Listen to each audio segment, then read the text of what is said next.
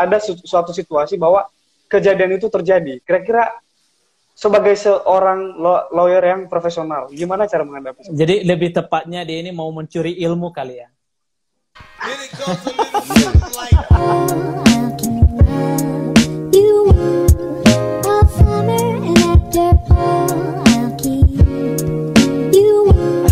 Lebih tepatnya mencuri ilmu itu memang itu udah bisa dikatakan itu lumrah ya, udah hal wajar. Banyak kejadian itu ada kejadian memang mencuri ilmu manajemennya, cara penanganan kasusnya, terus cara ngedraftingnya, itu udah jadi hal, aduh, luar biasa. Udah hal lumrah. Jadi sebenarnya itu adalah hanya beberapa orang yang memang karena memang kita dunia lawyer ini adalah lebih ke tepatnya adalah seberapa jauh kita berpraktek, seberapa jauh kita berpengalaman. Jadi tidak semua orang yang sudah berpengalaman, yang udah senior pun ada beberapa part yang memang dia nggak bisa dalam penanganan itu, ada yang nggak bisa. Karena ini dunia praktek ini jauh berbeda dengan teori. Karena pure dia pakai logika. Jadi kan cara berpikir yang ini yang sering dicuri. Jadi ada beberapa ini kalau dibilang dicuri lebih tepatnya sama-sama belajar bareng ya kali ya. Lebih tepat. Tapi memang dalam kenyataan dia memang lagi mencuri ilmu gitu. Dan memang itu dia. Memang lawyer itu adalah memang tujuannya curi ilmu memang. Jadi gimana cara untuk penanganan case, gimana cara untuk mengolah, bagaimana cara, ya itu kan udah hal lumrah sih bro.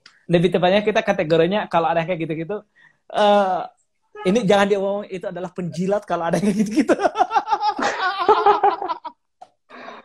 Gila, dasar banget ya. Iya. Tapi itu adalah memang udah sering kenyataan. Karena caranya juga kasar. Jadi itu memang ada beberapa hanya dia. Coba kalau dari awal kan dia bilang saya mau konsultasi. Betul. Gitu ya. Memang ada banyak itu bro. Jadi nanti hasilnya kita bagi-bagi ya. Baru fair. itu ngomong itu cuan. Ngomong kecuan toh. Jadi ada beberapa orang ya. Jadi dia pura-pura ini saya pengen asosiat lah, pengen partner. Padahal hanya sekitar 2 bulan 3 bulan habis itu ditinggalkan. Itu adalah curang banget. Itu curang banget sih. Lebih tepatnya curang ini orang asa kalau aku jijik kali liatnya gitu. Kalau jijik kali ya. Iya. Luar biasa. Iya. Gitu. Ada bro. Berarti ada. Tapi enggak ini, saya ada beberapa lah. Enggak semua orang. Yang seperti Gitu. Tapi saya udah hal lumrah Bang ya. Udah hal lumrah sih. Hal lumrah bagi Abang. Itu. Bagi tapi nggak tahu bagi orang lain mungkin. Kalau bagi saya secara itu udah hal biasa ya, nggak terlalu ngaruh. Karena kenapa? Ini yang dimainkan kan otak. Ini kan pure ini kan nggak sepanjang otak kita nggak dicuri, ya itu bagi aku sih biasa aja. Tapi ada beberapa orang juga nggak berterima. Oh itu mah ada sering kok ngomong kasar kan. Ini si kampret ini kan suka ngomong gitu. Suka ngomong. Dia dapat apa cara penyelesaian masalah yang tepat. Dia yang dapat uangnya. Iya, ya kabur kan? Dia gitu aja. Jadi, ya udah kita main ditinggal aja. Nah, itu ada bro.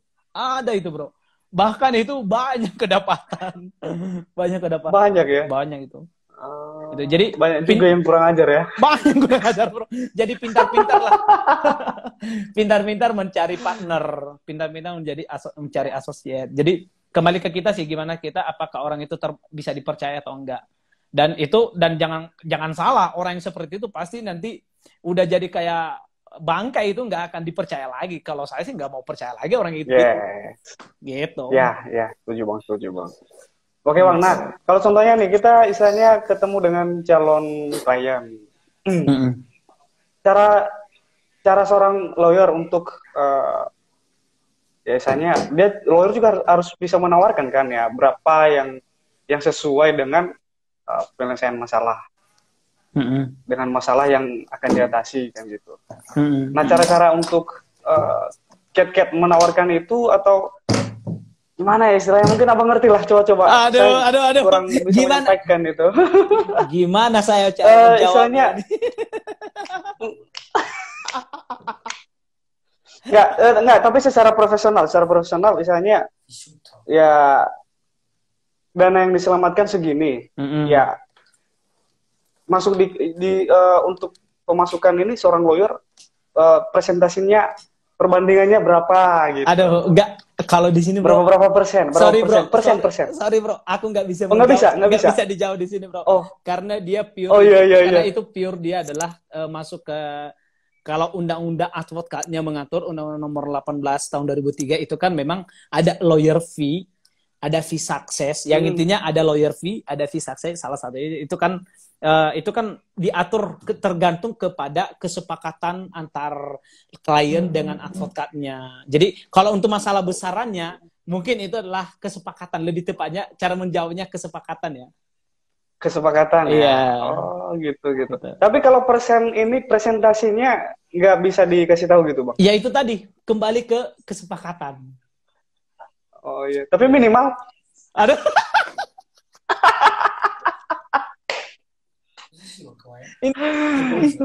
Ini berat ini kalau.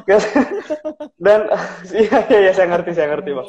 Ya, tapi karena ada perspektif yang memandang bahwa ya jadi pengacara itu ya ini loh bang, lumayan peluang tadi banyak gitu. Peluangnya banyak. Peluang cuannya ya. Aduh, bahaya kalau untuk ngejawab ini, saya susah untuk menjawabnya bro. Yang intinya kembali ke kesepakatan aja. Kesepakatan berdua ya antara klien dengan pengacaranya, lawyernya ya. Lawyernya gitu bro. Itu bang luar biasa. Nah ada nggak bang pesan-pesan gimana pesan-pesan gimana? Tapi nantilah pesan-pesan. Kayak saya mau kita jawab dulu lah pertanyaan-pertanyaan dari teman-teman. Ini ada nih, abang masih ada waktu ya? Nggak ada malam minggu sama aman bro. Kakak? Aman Enggak. Kakak pinjam abangnya dulu kakak ya? Udah dikabarin bro, udah dikabarin. Oh udah, luar biasa. Ini contoh panutan juga. Cara yang bagus nih. Dan nggak salah paham. Waduh, ngeri. Ini dari Namira. Namira, salam dari keluarga STHB. Oh, salam juga, salam STHB. Iya. Suhu. Saya kurang tahu apa STHB bang. STHB itu sekolah tinggi hukum Bandung, bukan sekolah tinggi hukum Batak ya. Oh iya. Jadi punya kita itu kalau jadi hukum Batak bang. Punya kita Sumatera Utara. Iya, Sumatera Utara jadi. Oke. Ya, itu kebetulan ini mungkin ini satu alma mater kali ya. Karena saya juga kan STHB juga S2 STHB sekarang. Gitu. Wow. Lagi S2 juga bang? Lagi S2 bro. Puji Tuhan lagi S2 di STHB. Luar biasa. Semoga lancar bang. Salam. Sukses juga bro. Siap. Ini ada lagi nih dari Pak Wahyu. Praktek jauh berbeda dengan teori katanya. Gimana itu bang? Tanggapan abang gimana tuh? Praktek jauh berbeda dengan teori. Ya itu tadi kan kita udah menjawab. Jadi teori itu kan lebih mengatur ke dia saklek, ini teorinya A, B, C. Sementara kalau di praktek itu kan berbeda. Jadi udah jelas lah itu. Enggak. Yang bisa menjawab itu pribadi lepas pribadi. Teori kadang hal-hal kecil aja lah. Harusnya kan takaran di undang-undangnya kan gini. Kok prakteknya gini ya? Itu adalah hal yang nggak bisa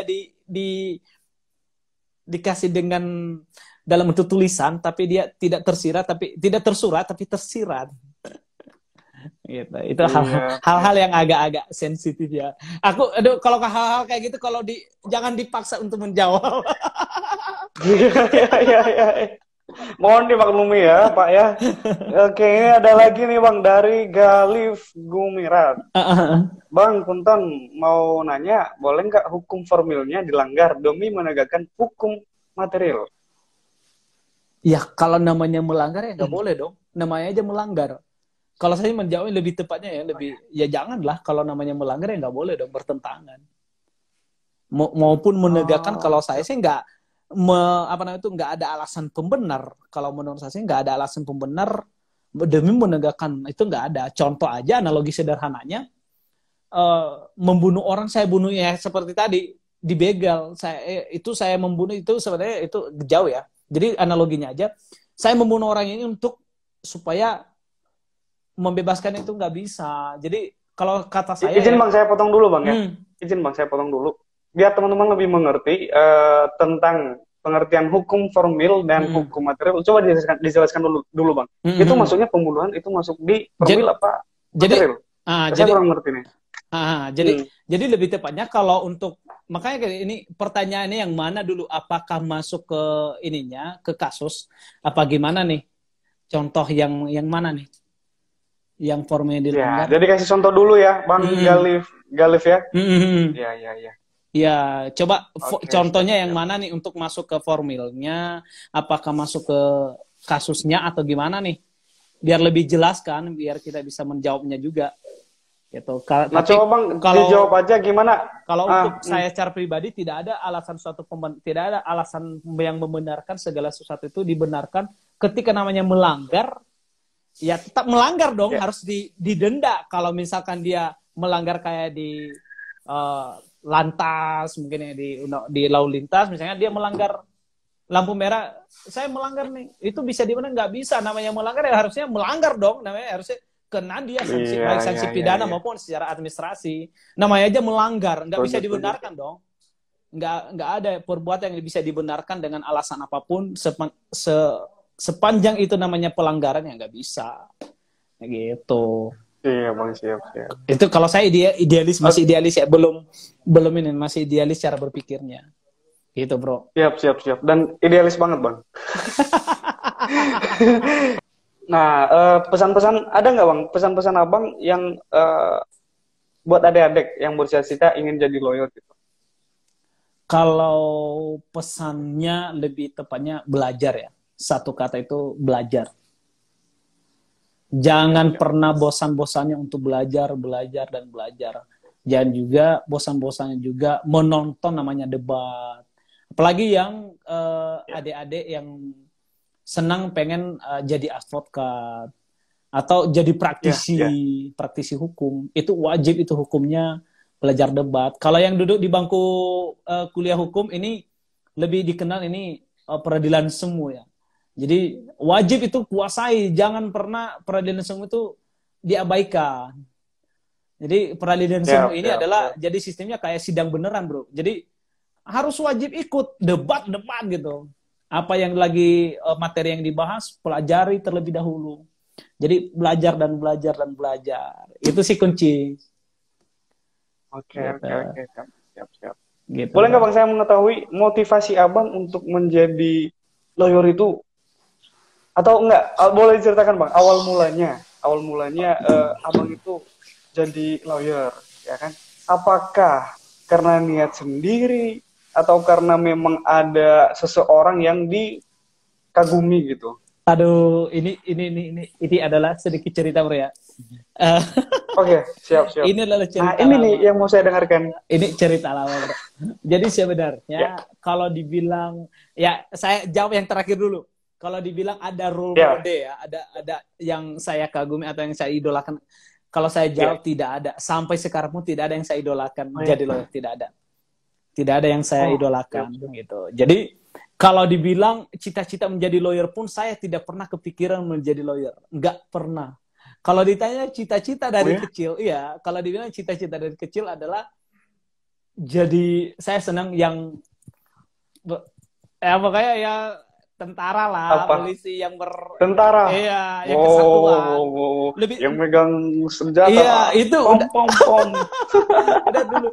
Jadi bahkan waktu SMA kan dulu pujian SMA kan dapat ya ranking terus ya di SMA, bahkan beasiswa. Saya kan jurusan IPA. Waktu kelas 2 itu jurusan IPA. Bahkan tidak ada cita-cita mau jadi lawyer. Jadi namanya jurusan IPA ya eksakta dong. Bahkan dulu kan sempat ikut olimpiade ya. Olimpiade dulu di sekolah. Saya lebih tepatnya dulu cita-cita mau jadi praktisi kimia, kalau enggak fisika. Saya lebih ke sana. Iya. Justru begitu lulus SMA, nggak tahu lah, nggak kesampaian ke sana ya, mungkin ada juga sedikit halangan karena memang faktor keluarga kali ya, faktor keluarga juga. Iya, iya. Akhirnya gagal. Pas nyampe Bandung, merantau ke Bandung, cita-cita berubah. Justru saya pengen, karena saya Kristen, saya pengen jadi pendeta, bro. Iya. Jadi pendeta, jauh banget. Jadi perjalanannya jauh. Pengen jadi pendeta. Padahal saya kan obrolin sama keluarga yang di Bandung, saya bilang, Om, saya pengen jadi pendeta. Justru apa jawabannya coba? Mau makan apa kau jadi pendeta? Astaga, saya tahu sendiri ya, jadi pendeta katanya ya hanya mengharapkan dari, ya itu, sumbangan dari jemaat kan gitu. Jadi kasar banget ya. Jadi ya maaf kata, ini kasar banget saya bilang, ini kayak membatasi kuasa Tuhan. Saya bilang, sampai saya udah suatu waktu saya udah, ini kok nggak ada yang support ya. Tapi saya kerja, setelah saya kerja, akhirnya saya ambil keputusan saya harus kuliah. Tapi kuliahnya di mana? Saya namanya juga di Bandung, baru 2 tahun saya di Bandung, saya nggak tahu itu kuliah itu seperti apa, dan memang nggak ada cita-cita mau jadi kuliah mau seperti apa, nggak ada lagi. Jadi saya tahu ada kampus, ya udah saya daftar aja. Jurusan apa? Apa jurusan yang lagi ngetren aja, saya tanya gitu aja. Apa jurusan di kampusnya, saya tanya apa jurusan yang memang lagi ngetren gitu. Dibilang masa kamu nggak punya cita-cita gitu? Nggak ada jurusan apa yang ngetren di sini yang bagus. Ya udah dibilang hukum, ya udah saya ambil hukum. Nggak ada sama sekali. Benar bro, ini adalah kesaksian yang memang di luar dugaan saya. Bahkan di semester 1 aja saya hancur, nilainya anjlok. Di semester 1 anjlok. Pas semester 2 saya diangkat jadi KM, ketua mahasiswa. Jadi ketua angkatan. Iya, diangkat. Disitulah saya terpicu untuk harus belajar. Harus belajar. Dan gak malu-maluin. Gak malu-maluin. Jadi ada beban. Di situ baru belajar memperbaiki yang semester 1, barulah di situ semester 2, puji Tuhan semuanya, hingga sampai pas skripsi, puji Tuhan bisa hasil cukup memuaskan lah ya, pujian gitu. Wow. Iya. Luar biasa. Nggak dibilang cum laude, nggak dibilang tapi pujian lah ya, pujian. Jadi di bawah cum laude, nomor 2 dari cum laude. Oh ya? Iya. Tapi itu udah luar biasa banget bang. Di mana bang ininya? Saya dulu di Uninus bro. Kuliahnya? Di Uninus, Universitas Islam Nusantara. Wow. Ya, mudah-mudahan di S2 ini di STHB ya bisa dapat juga ya. Amin, amin. Amin lah. Doa yang sama bang buat abang. Oke bang, oke. Terus lanjut setelah ini berapa semester terpicu dengan ya adanya jabatan tadi ya kan? Dan setelah terpicu ya, biar nggak inilah istilahnya, ya maaf kata tadi kayak ini, dan nggak maluin lah sama teman-teman juga kan, kalau sudah nilainya anjlok kan, ini juga kita kayak. Jadi setelah itu yang memicu abang untuk lebih ke ini lagi, serius lagi apa bang? Jadi setelah lulus, ceritanya tuh pas lulus enggak, sebenarnya 2013 itu bapak kan meninggal kan, bapak meninggal 2013. Sempat sebenarnya di situ ada down secara pribadi, down mental ya. Nah, siapa lagi? Jadi idola saya salah satunya di dunia hanya bapak, hanya orang tua. Bapak ya tahu sendiri bapak lah ya seperti apa. Jadi namanya seorang bapak itu sangat diidolakan, apalagi sebagai anak cowok ya. Saya sempat down mental di situ. Saya sampai dengan berbagai ya datang silih bergantilah masalah waktu itu, baik dari keluarga, pribadi pun sama. Jadi udah berhenti. Saya mau putuskan waktu itu, pengen berhenti dulu. Terus akhirnya ada masih kuliah waktu masih itu. Kuliah. Itu saya di posisi lagi skripsi. Tantangan banget ya, udah akhir tuh. Udah akhir banget. Jadi itu jadi mungkin bantuan juga hasian ya. Ada dulu ada kawan ya. Ada yang bantu lah ya. Jadi didorong, ayo bisa lah, pasti bisa selesaikan. Akhirnya puji Tuhan ya udah, saya semangat, bangkitkan semangat, beres. Begitu beres S1, puji Tuhan 2014 saya tepat waktu beres. Di bulan Februari beres. Setelah itu saya coba-coba melanglang buana cari kerja dulu. Akhirnya nggak dapat. Bahkan saya coba melamar di perbankan, dan itu hanya dipanggil terus ya namanya ditolak, pasti ada penolakan. Ini adalah silih berganti ya kayak gitu. Saya Yes, yes. kirim CV ini itu, bahkan ada juga beberapa memang ada bank juga yang menerima, terus nggak cocok. Yang nggak cocoknya apa? Kerjanya tuh ngeri tapi gajinya nggak seberapa. Tahu sendiri namanya juga yang lagi baru masuk ya, gajinya wayana ya, kalau orang sana itu wayana. Jadi sukanya perusahaan akhirnya nggak cocok di situ. Iya, iya. Tiba-tiba ketemulah sama kebetulan karena aktif di pelayanan di gereja, adalah pengacara di gereja. Dia bilang sama aku, kamu udah lulus kuliahnya? Udah. Kamu apa kuliahnya dulu? Saya S1 hukum. Oh, kebetulan saya pengacara. Dia bilang gitu. Saya pengacara. Kamu menginginkan ini itu. Jadi disitulah saya mulai belajar, bro. Dari situ saya mulai belajar. Oh, sebenarnya jadi bahkan saya nggak pikiran mau jadi pengacara. Di situ saya baru diasah. Ada senior saya. Itu 2015. 2015 itu saya langsung asalah di situ cara berpikir, bagaimana jadi beracara. Disitulah itu yang menjadi saya terpicu, oh saya pengen jadi lawyer. Karena ini saya mau memanfaatkan. Bahkan keluarga pun sempat bilang, kenapa mau jadi lawyer? Kenapa nggak jadi PNS? Ujungnya itu semua kalau keluarga, apalagi di kita ya, di kampung, PNS itu udah harga mati. Udah seakan-akan nggak ada lagi pekerjaan, nggak ada lagi profesi di dunia ini selain PNS. Nggak ada lagi peluang lain. Nggak ada peluang lain selain PNS. Saya ambil keputusan saya nggak mau jadi PNS, dan saya nggak mau duduk hanya diatur oleh hanya suatu aturan yang menurut saya gitu, nggak masuk di hati saya. Kurang cocok lah dengan kepribadian abang. Kurang cocok karena saya orangnya kan sifatnya lebih memberontak. Kalau saya nggak sesuai dengan hati saya, pasti saya memberontak. Dari situ saya pikir, Bang, lanjut, saya lebih darahnya menegakkan yang belok-belok nih. Dari situ mulai apalagi dihadapkan dengan beberapa case. Ada dulu di gereja ada beberapa case yang sebenarnya gereja kita nggak ada yang salah. Kok kayak kita dizolimi. Di situ mulai terpicu, oh iya ya, ini kayaknya nggak adil nih. Kok harus diginiin? Nah, dari situ mulai tergerak. Ini wajib nih. Ini saya memanfaat ini momen buat saya untuk belajar hukum lagi. Barulah saya tanya-tanya. Oh, ternyata ada pendidikannya lagi jadi advokat ini. Barulah saya tahu di situ, bro. Akhirnya tercapailah cita-cita menjadi lawyer. Akhirnya saya belajar di situ. Ya hinggalah sampai sekarang gitu. Oke bang, oke. Ya mungkin bisa dibagi pengalamannya bang. Kan perjalanannya ini, apakah ada yang mengajak abang kemarin, misalnya mereka menarik abang, udah kita bergabung di sini, atau abang berjuang lagi gitu? Saya yang berjuang sendiri. Untuk mendapatkan advokat. Iya, ya? Saya lebih berjuang sendiri, bro. Lebih berjuang sendiri karena memang ada beberapa tabungan juga untuk kayak contoh untuk biaya pendidikannya. Jadi memang kalau di Bandung ini kan memang biaya diri sendiri. S1 hingga sampai sekarang pun S2 pun itu biaya diri sendiri, bro. Jadi kalau dibilang ada yang mau nggak ada yang mau, ayo ngajak, nggak ada. Tapi lebih ke berjuang sendiri. Single factor aja. Jadi memerankan diri aja gitu. Modal nekat aja. Iya. Gitu. Dan inilah hasilnya. Inilah hasilnya sudah jadi pengacara muda nih. Luar biasa. Betul, bro.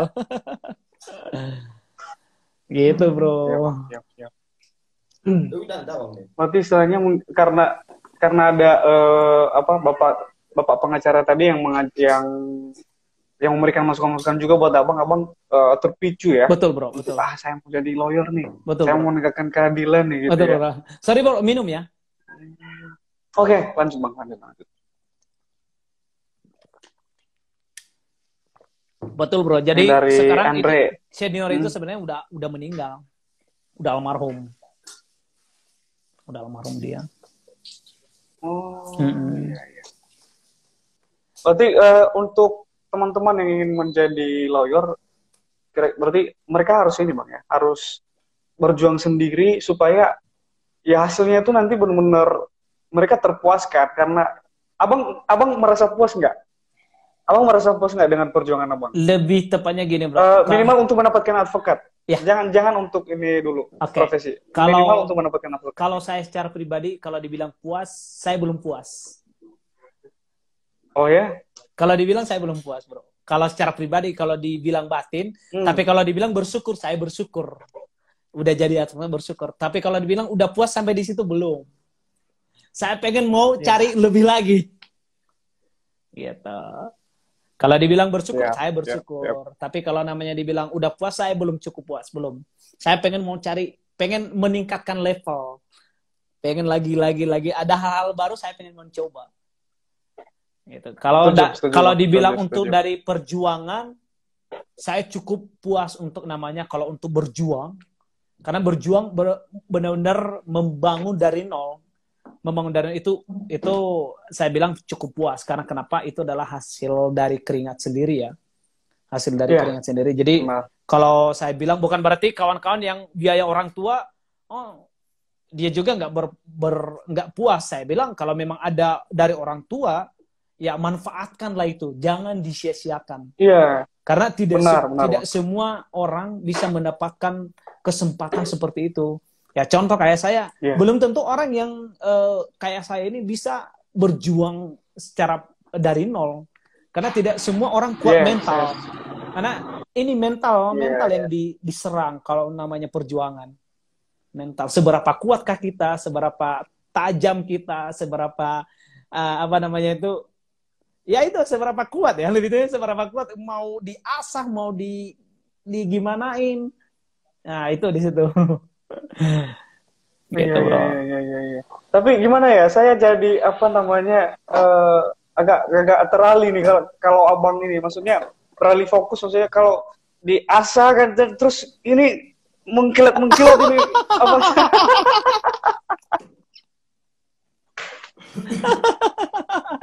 Yang diasah bukan ini bro, tapi di dalamnya bro, yang isi di dalamnya. Oh iya. Setuju. Oke bang, sorry bang, just kidding bang ya, just kidding. Aduh. Iya. Gitu.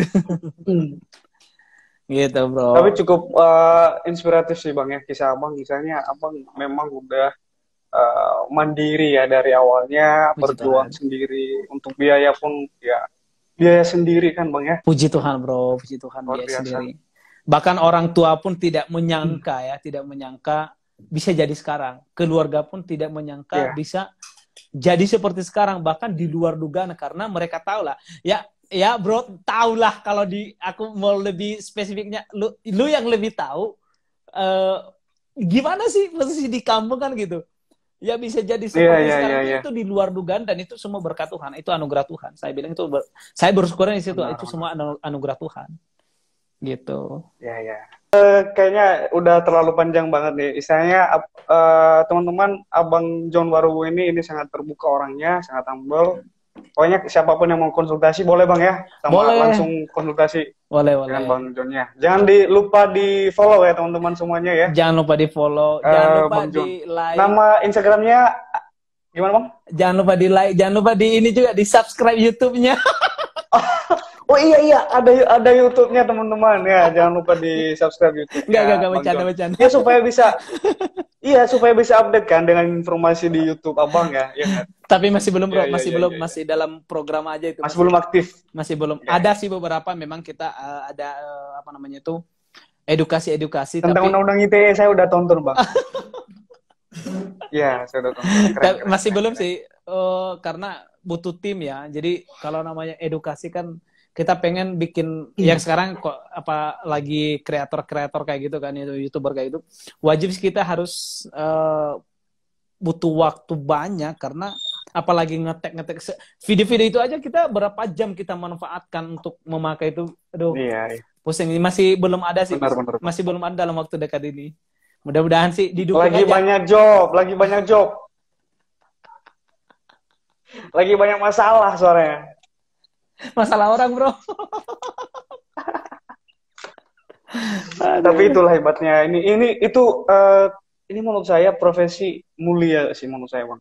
Ya. Profesi mulia, misalnya menegakkan keadilan. Betul. Luar biasa. Betul. Makanya ada istilah officium nobile, pekerjaan mulia. Apa tuh? Profesi mulia. Itu yang bro tadi bilang, itu officium nobile bro. Itu namanya officium nobile. Officium nobile. Officium nobile. Ya, nobile. Itu officium nobile. Gitu. Jadi ada, kalau dilihat nanti di baju advokat ofisi mulia, itu dia advokat ini pekerjaan mulia, profesi mulia. Karena ada juga Iya, karena menolong orang. Betul. Dan ini kan kalau secara agama pun, kalau di kita di Alkitab, di Kristen kan ada pembela. Pembela itu kan ya memang itu udah kian dari sananya, memang udah ada.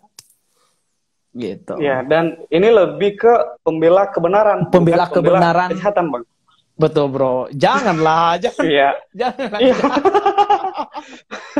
Ya, tapi saya agak teringat nih, Bang. Ada istilah yang sering sekali jadi bahasa-bahasa orang awam nih, Bang. Coba berikan perspektif yang supaya ada pencerahan yang lebih baik. Banyak sekali bahasa-bahasa yang mengatakan bahwa hukum itu tajam ke bawah, tumpul ke atas. Abang gimana perspektif Abang tentang kata-kata seperti itu?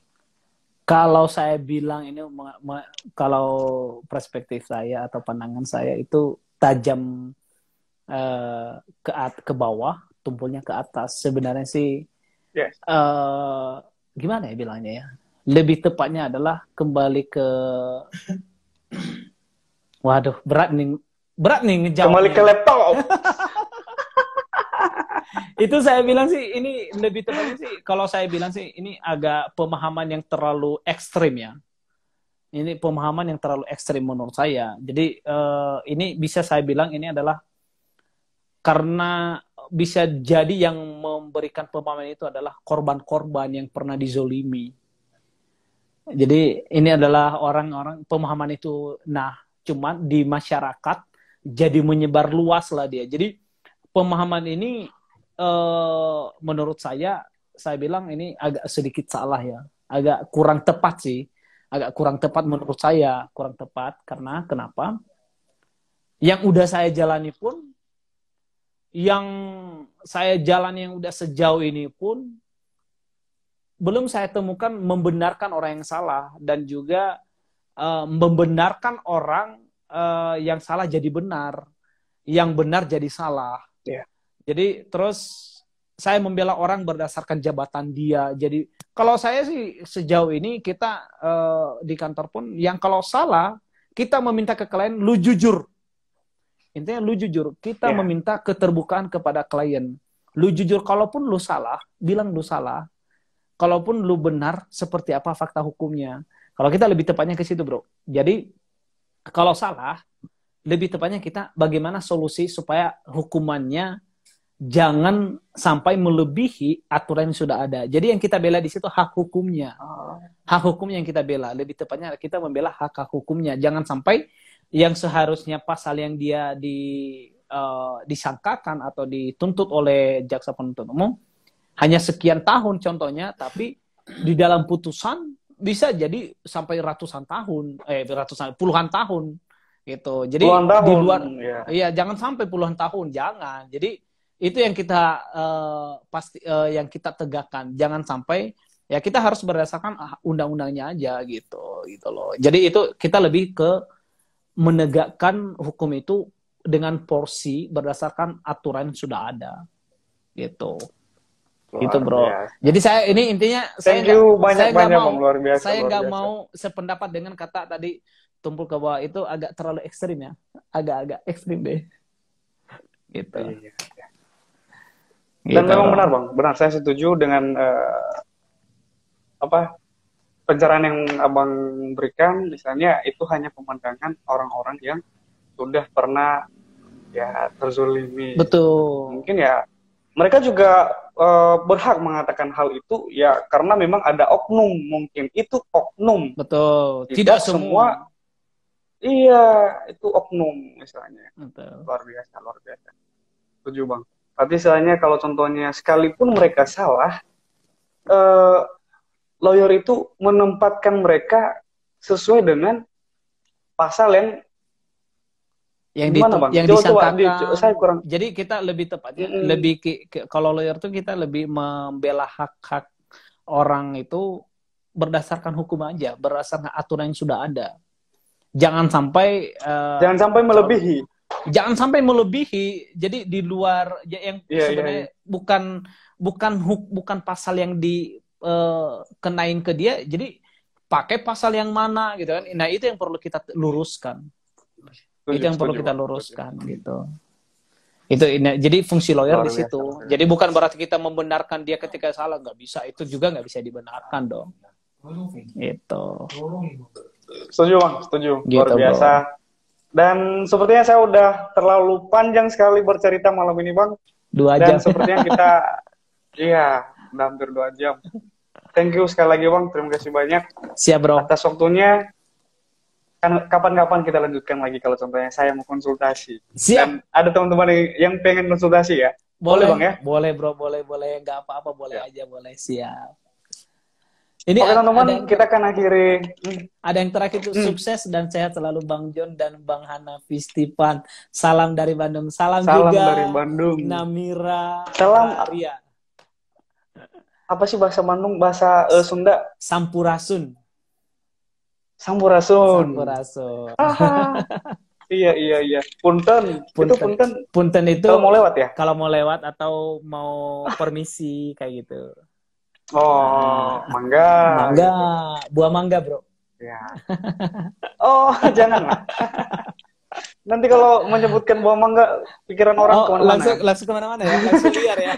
Ya, kalau kita nggak masalah, tapi takutnya pikiran-pikiran yang lain itu nyasar nanti kan. Oke. Aduh, sekali lagi terima kasih banyak Bang atas waktunya. Siap Bro. Dan doa kami sukses selalu buat Abang untuk sukses juga Bro di kuliah S2-nya. Amin. Dan jadilah pengacara yang semakin sukses, semakin kece. Amin. Dan apalagi semoga ilmunya benar-benar berguna banget buat saudara-saudara atau keluarga yang membutuhkan Bang. Amin. Selalu kami support dari sini lewat doa. Kiranya Tuhan memberkati Abang selalu. Amin. Bro juga kalau ke Bandung mampir Bro di kantor Bro.